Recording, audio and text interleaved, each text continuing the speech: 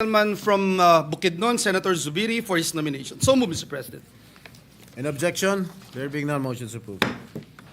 Maraming salamat, Mr. President. Mr. President, I have the honor of nominating Senator Vicente C. Soto III as Senate President. We already know him to be a leader of great integrity, as exemplified by his time as Vice Mayor of Quezon City, as Senate Majority Leader, as Senate Minority Leader, and of course, as Senate President. Having had the honor of working alongside him as his Majority Leader during the 17th and 18th Congress, I witnessed firsthand his peerless leadership and work ethic, and I can say with conviction that he has been nothing short of a reliable and trustworthy leader. As Senate President, he always led with fairness and transparency, and he led with an open ear and a decisive hand, ensuring unity and stability in the Senate at all times. Most importantly, he was a traditionalist in the very best sense of the word, consistently upholding the rules and traditions that protected the integrity of the Senate as the nation's last bastion of democracy. With Senator Soto as Senate President, the Senate is in good hands. Maraming salamat po, Your Honors. Thank you, Senator Zubiri, Majority Leader. Yes, Mr. President, there are no other nominations. Mr. President, I therefore move that we close the period of nomination. So move, Mr. Any President. objection? There being none, the motion is hereby approved. Mr. President, Senator Ligarda is also seeking the floor. I move that she be recognized, Mr. President. Senator Legarda is hereby recognized.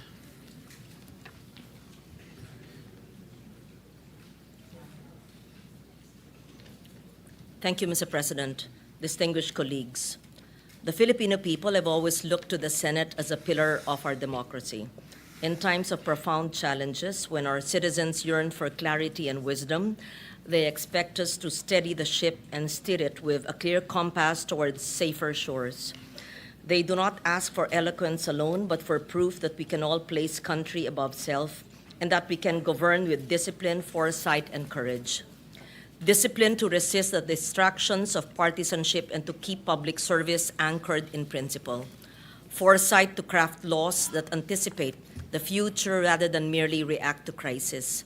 And the courage to take the difficult but necessary decisions that secure the long-term welfare of our people, even when they come at significant political cost. Let me emphasize, leadership in this chamber is never a solitary duty. It is a shared guardianship of a trust that belongs to the Filipino people. The Senate at its finest when debate sharpens judgment and unity springs from conviction. This, I believe, is what Senator Vicente Tito Soto III embodies and why I rise in support of his nomination as Senate President.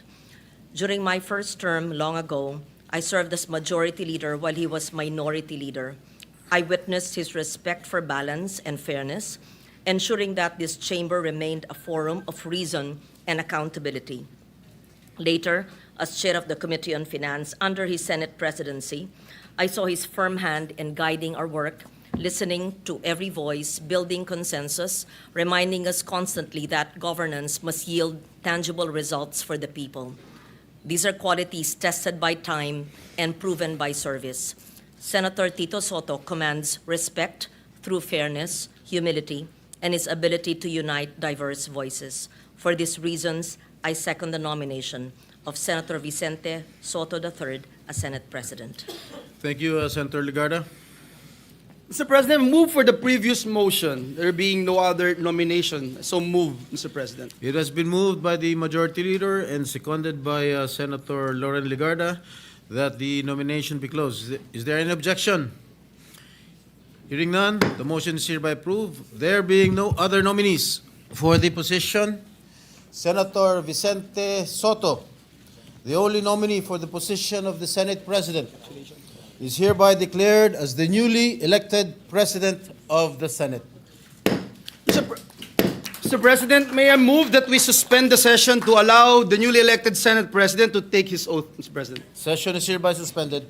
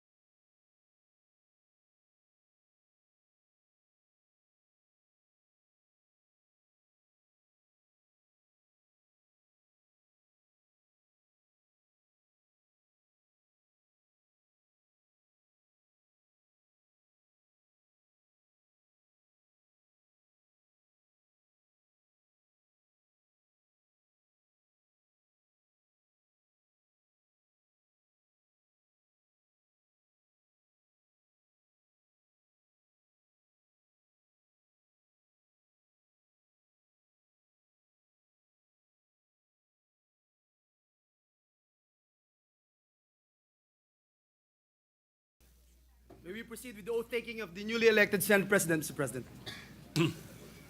Please raise your right hand and repeat after me.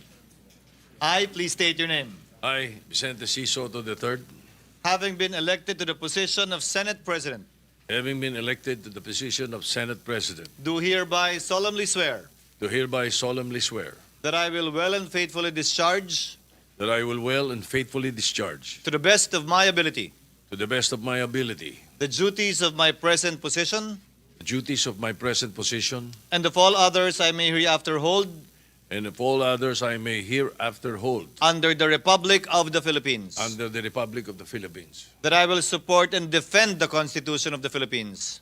that I will support and defend the Constitution of the Philippines, That I will obey the laws, that I will obey the laws, legal orders, legal orders, and decrees promulgated by the duly constituted authorities, and decrees promulgated by the duly constituted authorities, and maintain true faith and allegiance and maintain true faith and allegiance to the Republic of the Philippines. to the Republic of the Philippines, And that I impose this obligation upon myself voluntarily, and that I impose this obligation upon myself voluntarily, without mental reservation without mental reservation or purpose of evasion. or purpose of evasion. So help me God.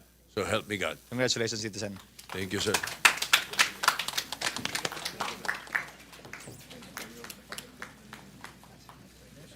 May I ask for a minute suspension, Mr. President?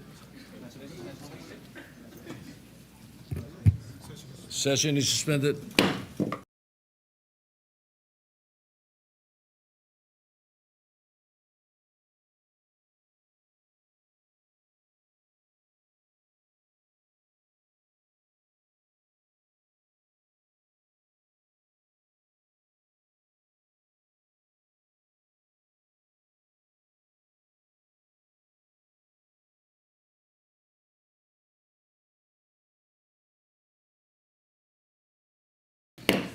Mr. President, at this juncture, may I move that we recognize the distinguished former Senate President, Senator Cheese Escudero, to make a manifestation, Mr. President.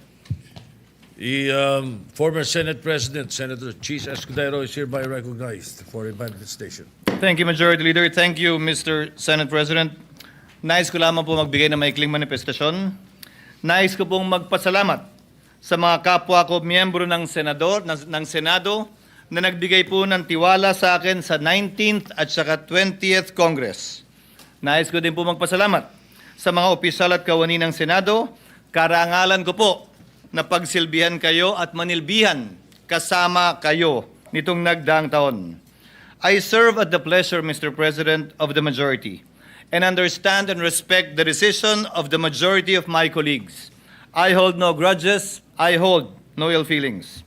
I congratulate Senator Vicente Tito Soto III on his election as Senate President, and I wish you well, Mr. Senate President. Nandito lamang po ako bilang ordinaryong miyembro para pagsilbihan at paglingkuran kayo sa anumang kapasidad na pwede at kaya ko bilang bahagi ng Senadong ito. During my tenure, Mr. President, the Senate did not shy away from confronting the difficult questions facing our nation. We passed a record number of laws that helped uplift the lives of our countrymen. We conducted hearings that unearthed corruption on a scale rarely seen before, and in doing so, we remind the public that accountability is not a mere empty rhetoric, but a duty that we must uphold. Maski na papano, sa ilalim po ng aking panunungkulan at sa pangunguna ni Congressman Rodante Marcoleta, may ilang bagay po tayong nakamit at nagawa. Nakapagsalita na ng bombo kaninang umaga si Congressman Toby Chanco at nabanggit lahat ng nais niyang sabihing hindi nasabi sa kabilang kamera. Nasabi na rin po, Ginoong Pangulo, ang the name that cannot be mentioned, ang pangalan ni Speaker Martin Romualdez at Congressman Zaldico sa pamamagitan ng paghihiring kanina pong hapon. And as a final act earlier, Mr. President, I signed upon the request of Congressman Marcoleta the contempt order of Assistant District Engineer Bryce Hernandez, putting him under detention already here in the Senate. Mr. President, I am proud of what the Senate has accomplished together and I trust that the spirit of transparency and courage that have been displayed by this chamber will be sustained. Sana po, mapagpatuloy natin to. Let justice and the rule of law be done and followed, though the heavens may fall. Thank you again, Mr. President, and please accept once again my warmest congratulations. Congratulations, Mr. Senate President.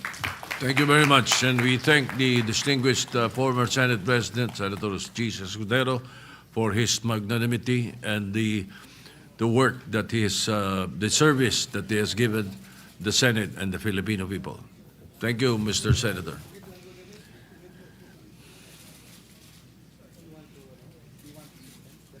You have a 1 minute suspension? Yes, Mr. President.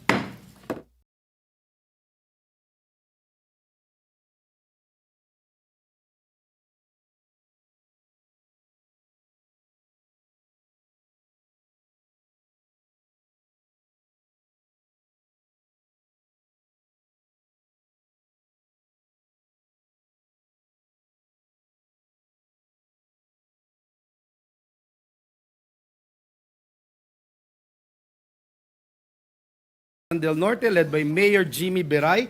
LGU officials of Birac, Catanduanes, led by Mayor Sinforoso Sarmiento. Guests of Senator Gatchalian, Vice Mayor Alberto Giang Jr. of Burgos, Pangasinan. Guests of Senator Go, Vice Mayor Rondon Mercado of Minalin, Pampanga. Guests of Senator Pangilinan, Attorney Moslem Macarambon, Chairperson of the Marawi Compensation Board. And guests of Senator Ejercito, Legit Status Dance Crew. Mr. President, they won the 2025 World Hip Hop Dance Championship in Arizona, USA. We welcome them in this August chamber, Mr. President. To our aforementioned guests, welcome to your Senate. Majority Leader. Mr. President, if there be no objection of our distinguished colleagues, I move to honor and nominate, it is my honor rather, to nominate Senator Panfilo Lacson as the Senate President pro tempore. We need in the Senate leadership a man of courage, integrity, and loyalty, embodied best by no other than Senator Panfilo Ping Lacson. Throughout his celebrated career as police officer and as lawmaker, Senator Ping has been consistent in his pursuit of truth, fairness, and accountability in public service. He has married his background as Chief of the Philippine National Police with his lawmaking duties, ensuring that our public offices are always held accountable for and to the people. And if you want to know more about him, you can watch his movie, 10,000 Hours. As Senate President pro tempore, Mr. President, we trust that he will be instrumental in upholding the integrity of the Senate and fostering a stronger environment of trust in all our public institutions. This is why I give my wholehearted support to Senator Ping Lacson as Senate President pro tempore. Maraming salamat po, Mr. President. Thank you, Senator Zubiri. Mr. President, there being no other nomination, I move to close the period. The Deputy Minority Leader, Senator Risa Ontiveros, is seeking the floor. I move that she be recognized, Mr. President. Senator Risa Ontiveros is recognized. Salamat po, Mr. President. With pride and respect, I second the nomination of my late husband's former Chief PNP and my respected colleague in the minority as Senate President pro tempore. Salamat po, Mr. President. Thank you. Senator Loren Legarda is recognized.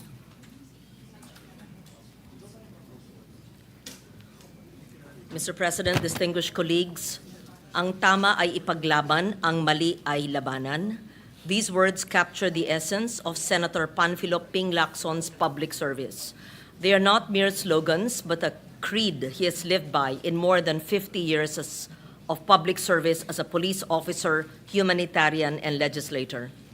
On just the 12th session day of this Congress, while many committees were still preparing to organize, Senator Lacson had already pieced together a puzzle long hidden from the public eye. True to his role as the watchdog of the national budget, he examined budget allocations line by line and deployed his team to the ground. This is the work of Senator Lacson, to let truth speak through evidence and prove that integrity is not negotiable. His diligence does not rest on rhetoric, but on facts that cannot be silenced. on unrelenting investigation, and on a discipline that few can match. Time and again, he has shown that his purpose is singular: to confront corruption head-on, to ensure that the Filipino people receive nothing less than clean and honest governance. No one dares question his commitment to his standard, for if there is one word that defines Senator Ping Lacson, it is incorruptible, a proof that one man's integrity and principle can raise the standard for us all. For these reasons, I second the nomination of Senator Panfilo Ping Lacson as Senate President pro tempore. Thank you. Thank you, Senator Legarda. The Majority Mr. Leader. President, move for the previous motion that we close the period of nomination, Mr. President. Any objection? Chair hears none. The period of nomination is closed. Thank you, Mr. President. We congratulate our dear colleague, Senator Panfilo Lacson, as our newly elected Senate President pro temp. With that, Senator Pampilo Lacson is hereby elected President pro temp of the Senate. Thank you, Mr. President. Mr. President, may we recognize the distinguished lady from Antique, Senator Loren Legarda, for her nomination. Senator Loren Legarda is recognized.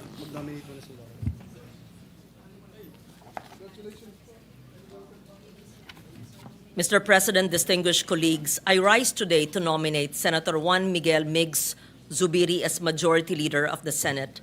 He is a leader who has consistently proven himself to be a consensus builder, a consultative leader, and a legislator whose more than 2 decades of service have been marked by diligence and perfect attendance. At only 39 years of age, during the 14th Congress, he became the youngest to hold the position of Majority Leader. He would once again assume this role during the 17th and 18th Congresses, bringing with him greater depth and wisdom to bridge differences and unify voices to keep this chamber focused on the greater good. The heart of the Senate lies in its legislative mill, the day-to-day turn of bills and resolutions from our committees to the plenary. This is our solemn duty, and Senator Zubiri, our trabajador ng Senado, has proven himself to be a tireless worker, ensuring that this institution delivers on its promise to the Filipino people. In the 19th Congress, we entrusted him with an even greater responsibility as Senate President, where he upheld the independence of this institution, guided debates with impartiality, and protected the integrity of its proceedings. Under his leadership, the Senate of the Filipino people remained firm, fearless, and faithful to its constitutional role. Today, as we once again choose who shall lead us as Majority Leader, we look to one whose record speaks for itself. For these reasons, it is my distinct honor and privilege to nominate Senator Juan Miguel Migs Zubiri as Senate Majority Leader. Thank you. Senator Risa Ontiveros is recognized. Salamat po, Mr. President. Again, with pride, I am honored to second the nomination of Senator Zubiri, our former Majority Leader, with whom many of us, including in the old minority, passed a good number of happy bills, and my colleague as well now in the minority. I so second his nomination as Majority Leader. Salamat po, Mr. President. Thank you. Majority Leader. Yes, Mr. President. There being no other nominees, Mr. President, I move that we close the period of nomination for the position of the Majority Leader. I so move, Mr. President. Any objection? Chair hears none. The motion is approved.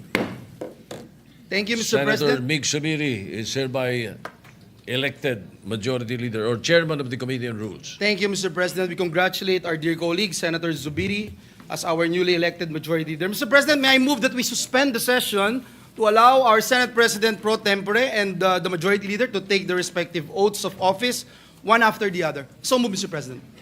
Thank you, Majority Leader. Senator Joel Villanueva, for your service to the Senate and the Filipino people. Thank you, Mr. President. Thank you. Session is suspended.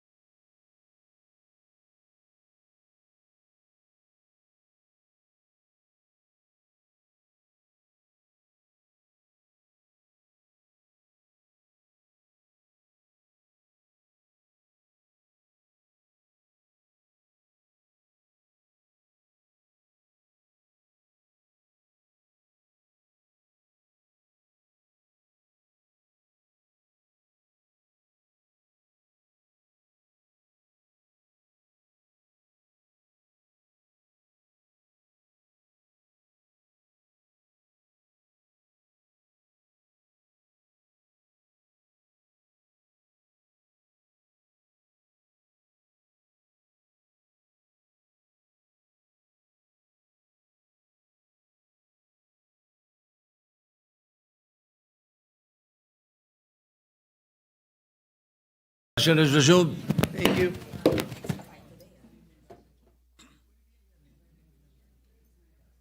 Please raise your right hand and repeat after me. I, I, Panfilo M. Lacson, having been elected having been elected to the position of Senate President pro tempore, to the position of Senate President pro tempore, do hereby solemnly swear do hereby solemnly swear that I will well and faithfully discharge, that I will well and faithfully discharge, to the best of my ability, to the best of my ability, the duties of my present position the duties of my present position, and of all others I may hereafter hold and of all others I may hereafter hold under the Republic of the Philippines. under the Republic of the Philippines, That I will support and defend that I will support and defend the Constitution of the Philippines. the Constitution of the Philippines, That I will obey the laws, that I will obey the laws, legal orders, legal orders, and decrees promulgated by the duly constituted authorities, and decrees promulgated by the duly constituted authorities, and maintain true faith and allegiance and maintain true faith and allegiance to the Republic of the Philippines. to the Republic of the Philippines, That I impose this obligation upon myself voluntarily, and that I impose this obligation upon myself voluntarily without mental reservation without mental reservation or purpose of evasion. or purpose of evasion. So help me God. So help me God. Thank you, sir.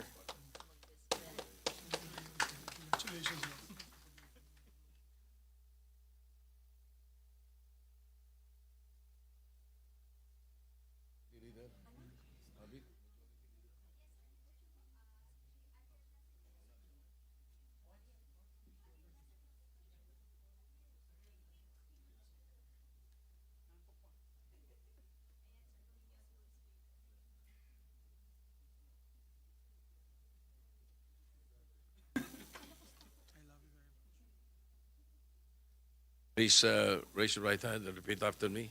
I, I, Juan Miguel Zubiri, having been elected having been elected as the position of the To the- chairperson of the Committee on Rules, do hereby solemnly swear do hereby solemnly swear that I will well and faithfully discharge, that I will well and faithfully discharge, to the best of my ability, to the best of my ability, the duties of my present position, the duties of my present position, and of all others I may hereafter hold and of all others I may hereafter hold under the Republic of the Philippines. under the Republic of the Philippines. That I will support and defend the Constitution of the Philippines. That I will support and defend the Constitution of the Philippines. That I will obey the laws, legal orders, and decrees That I will obey the laws, legal orders, and decrees promulgated by the duly constituted authorities, promulgated by the duly constituted authorities, and maintain true faith and allegiance and maintain true faith and allegiance to the Republic of the Philippines. to the Republic of the Philippines. And that I impose this obligation That I impose this obligation upon myself voluntarily, upon myself voluntarily, without mental reservation without mental reservation or purpose of evasion. or purpose of evasion. So help me God. So help me God.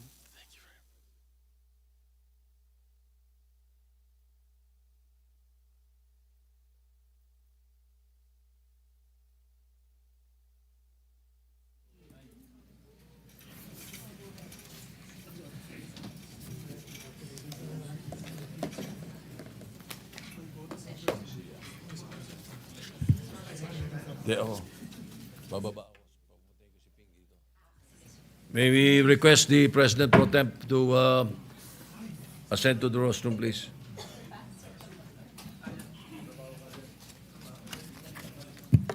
Session is suspended.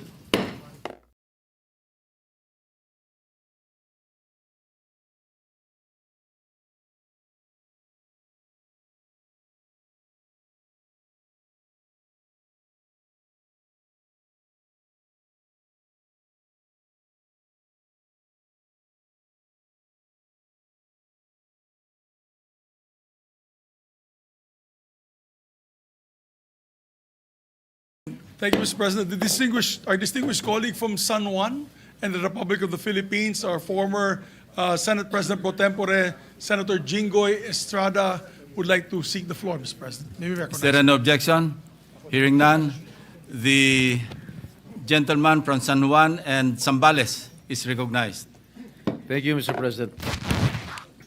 Mr. President, it is a rare privilege to be elected Senate President pro temp 4 times. This reflects the trust and confidence my colleagues have bestowed upon me as the second highest ranking official of this august chamber. As I step down from my role as Senate President pro tempore, I do so with a heart full of gratitude.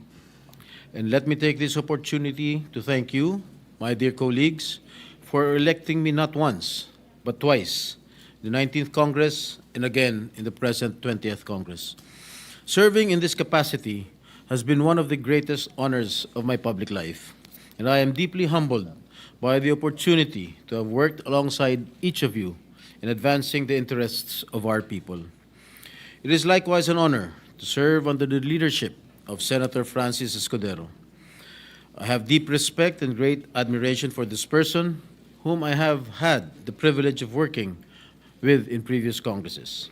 I have seen up close his keen intellect, calm demeanor, and unwavering dedication to public service.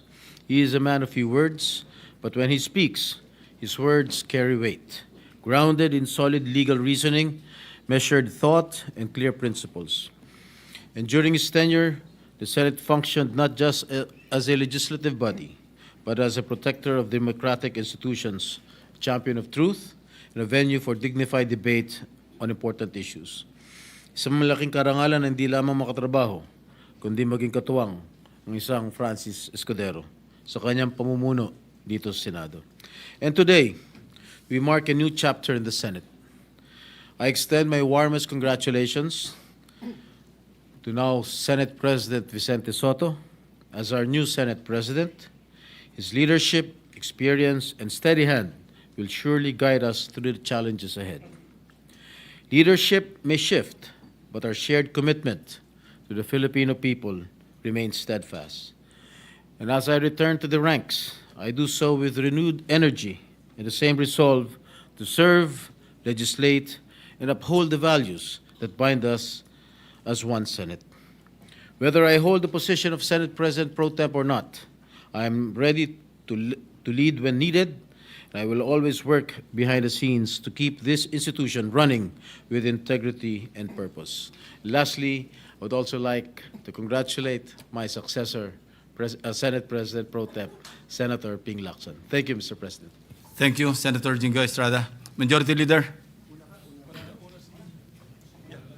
Yes, Mr. President, we'd like to... ikaw na muna. Yes, we'd like to recognize, Mr. President, a distinguished colleague from Taguig and Pateros in the Republic of the Philippines, no other than Alan Peter Cayetano, Mr. President. Is there any objection? Senator Alan Peter Cayetano is recognized.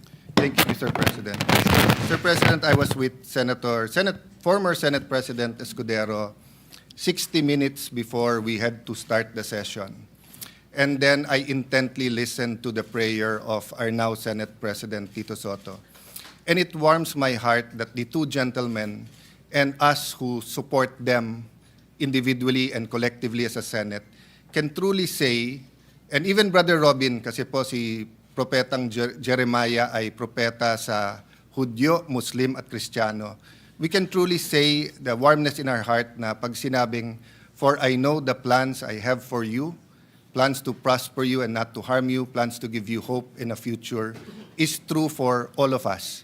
I saw the hope, I saw the humility, I saw the passion in the prayer of Senate President Sotto, but I also saw the compassion, the sincerity, the humility of Senate President Escudero in stepping down. So now the heartbreak is that we as a Senate have to really surrender to God how we will find a solution for the massive corruption that is happening in our country at a time where the trust to our government institutions and leader may be at its lowest. Every time we think it is the worst time, something even worse comes. My hope is this. Usually, permanent ang politics, yung change temporary. I hope together we can find a way na maging permanent yung change or true transformation at temporary yung politics. It's funny, Mr. President, kasi the day before Senate President, the day after the Senate President took office, yun yung massive rally ng ating mga kapatid for unity in the nation. So I can claim that nagsimula yung Senate presidency ni Senate President Escudero ng panahon ng isang Sara D. or the Vice President Sara Duterte.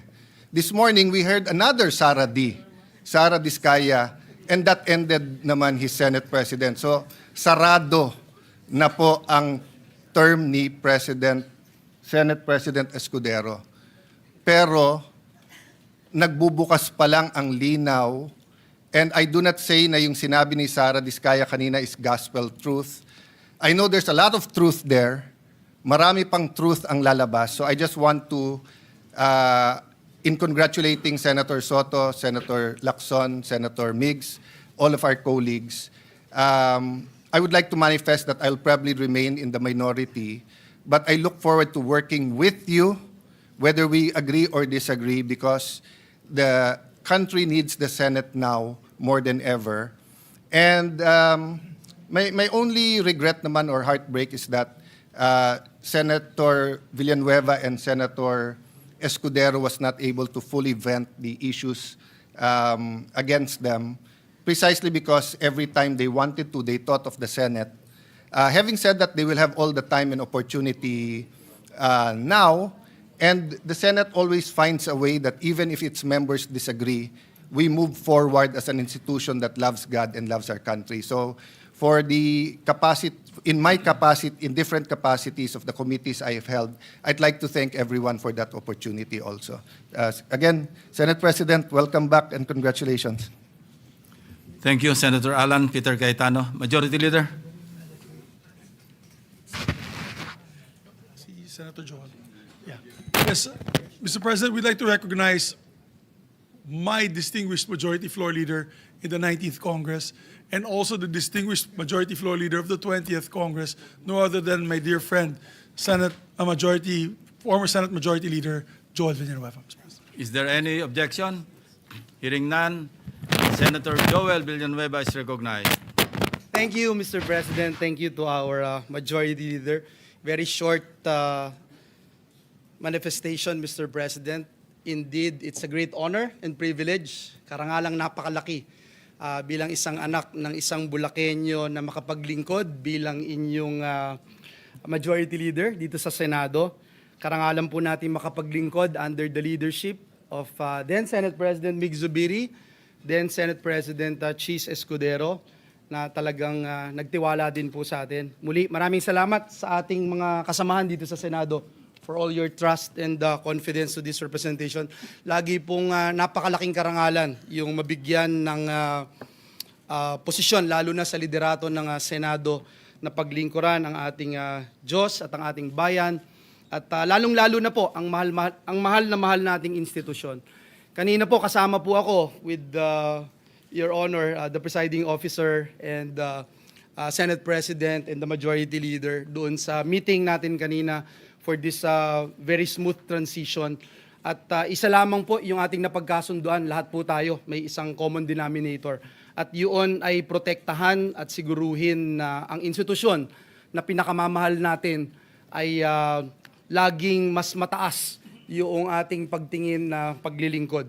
Kaya sabi po nung Romans 8:28, all things work together for good for those who love the Lord. At sinasalamin po yan ng mga kasamahan natin dito sa bulwagan ito. At nais kong magwakas by saying, Mr. President, that I am also now available to be part of the opposition, the minority, and that yung kagaya ng binanggit ni Senator Alan Peter Cayetano, na tayo po bilang mga lingkod bayan, nais nating makipagtulungan kahit kanino man, kung ito po ay sa direksyon na pagbibigay linaw, pagbibigay tamang direksyon sa ating mga institusyon, sa ating mga government agencies, higit sa lahat in promoting truth, justice, and righteousness. Sabi po dun sa Philippians 3:14, we continue to press on toward the goal to win the prize of what God has prepared for all of us. Kaya muli, congratulations sa ating Senate President, Tito Sotto, sa bagong liderato ng Senado. Kami po'y magiging kakatuwang ninyo sa paglilingkod sa ating Diyos at sa bayan. At gaya nung huling sinabi ko nung natapos po yung aking pagiging majority leader, sinabi ko po, the greater cause outweighs my personal interest. Maraming salamat. Mabuhay po kayo. Thank you, Senator Villanueva. Majority Leader. Thank you very much, Mr. President. And I'd like to put on record, we'd like to thank the magnanimity of the Majority Floor Leader, Senator Joel Villanueva, and the Senate President for a smooth transition in today's proceedings. We thank them, sir. And we thank you for your service, sir.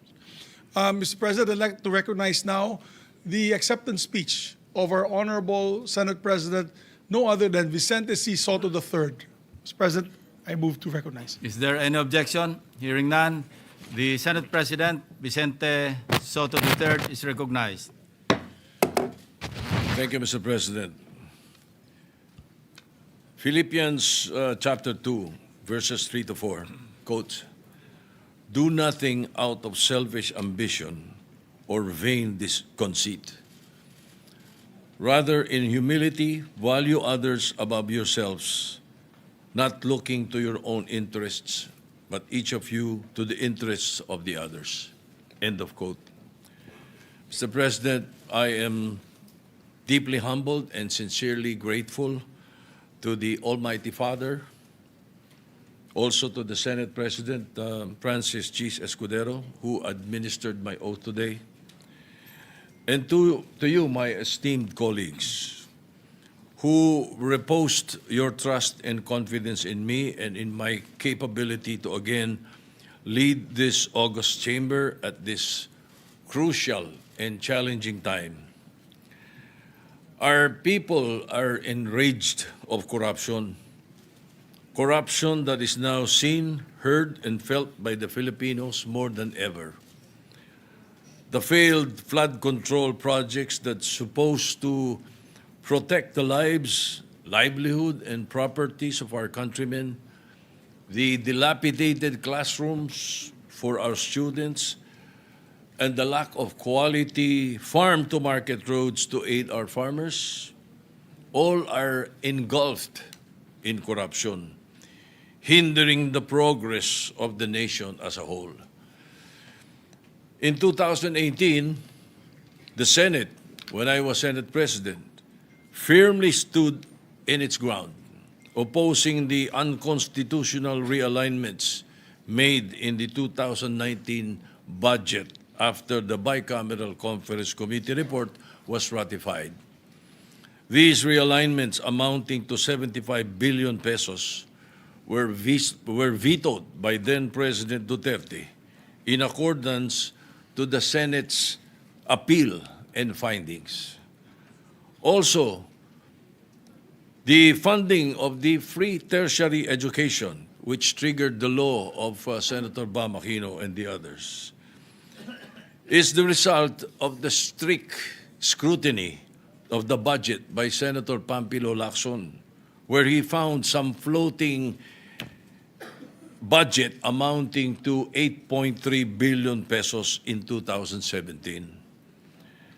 Mr. President, corruption is now perceived by our people to be in the whole of government. But with the political will of those in position and together with the vigilance and clamor from the public, we can fight this and bring transparency and true accountability that our nation deserves. You have gifted me with the honor of being your Senate President the second time around. To reiterate my statement from my previous election, I did not become your superior. I am simply a presider of your session. I am your listener, your advisor, if you so desire, your enabler for anything within my power to do so. I am primus inter pares, or first among equals, but among equals. In 1 Peter chapter 5, verses 2 and 3, and I quote, "Be shepherds of God's flock that is under your care, watching over them, not because you must, but because you are willing, as God wants you to be, not pursuing dishonest gain, but eager to serve, not lording it over those entrusted to you, but by being examples of the flock." End of quote. So as I said before, I will do everything in my capacity to ensure that this Senate will remain cooperative, but independent, balanced, transparent, and sincere. Thus, I am guided by Proverbs 3, "In everything you do, put God first, and He will direct you and crown your efforts with success." Allow me to also thank my family, especially my wife Helen, for her unconditional love and unwavering support. Dala ko po ang aral mula sa aking mga magulang at mga ninuno na nauna rito magsilbi sa bayan dito sa Senado. Maraming salamat sa Panginoon Diyos at dasal ko ang patuloy niyang proteksyon at gabay sa ating institusyon at sa ating bansa. Thank you very much, Mr. President, my esteemed colleagues. Thank you. Thank you, Senate President Soto. Session is suspended.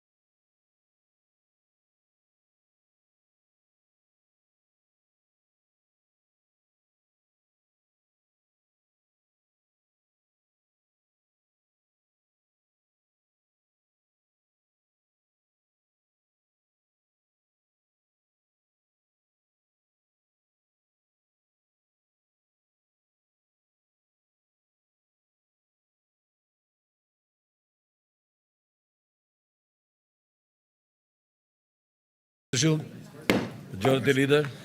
Thank you, Mr. President. Mr. President, I move that we dispense with the reading of the Journal of the 16th session, Wednesday, September 3, 2025, and consider the same as approved. So moved. Any objection? Chair is none. The journal is hereby approved. Thank you very much, Mr. President. Mr. President, we should call it a day. So I move that we adjourn session until 3 o'clock in the afternoon, Tuesday, September 9, 2025. I so move, Mr. President. Hearing no objection, the session is adjourned until 3 o'clock of Tuesday, September 9, 2025. Thank you, Mr. President.